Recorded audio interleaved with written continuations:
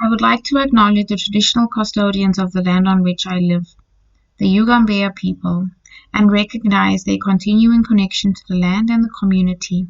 I would also like to pay my respects to the elders present and emerging, and to extend the respect to other Indigenous Australians, fellow students and colleagues. I started my quest at home, coming across a beautiful Aboriginal artifact, a handmade flower pot designed by Tommy Crow. Born in 1966, originally from southwest Queensland, Tommy's work captures in brilliant colors of the desert sunsets. He depicts figures in ceremony, native animals, and rocky crops. Moving away from home, I came across the name of a street, Billy Lunda, meaning drinking hole. Refers to a medium-sized Aboriginal community located approximately 150 kilometers south of the Halls Creek in the Kimberley region of West Australia. In an attempt to pick out all the things that point to the history and culture of the Aboriginal people, I decided to visit my local library, looking for clues and new leads. Disappointed by few books available for research and interest about the Aboriginal history, I began to feel as though something was missing. Flipping through the pages of one of the books I came across, Sarah Matson's explanation of how, after colonization, how is it that after 50,000 years of inhabitants, a culture and history is diluted, and what's to be wiped out in my area?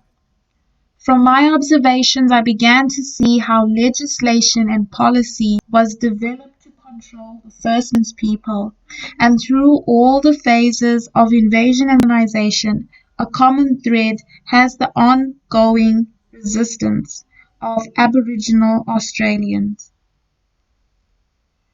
Being originally from Zimbabwe, only through my study have I become aware of the social justice within Australia.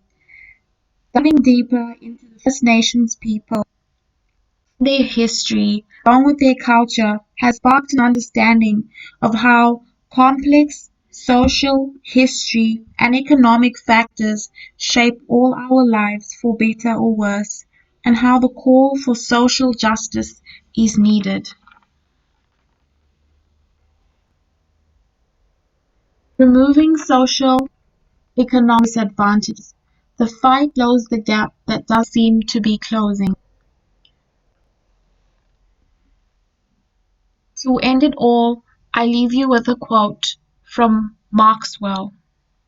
You can look at sticks and stones, pick up an artifact and move it, but that doesn't take into account what heritage really is.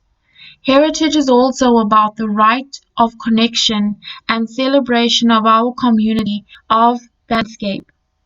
That whole landscape has a long association with traditional people, the spirit of the place, the land, ecologically,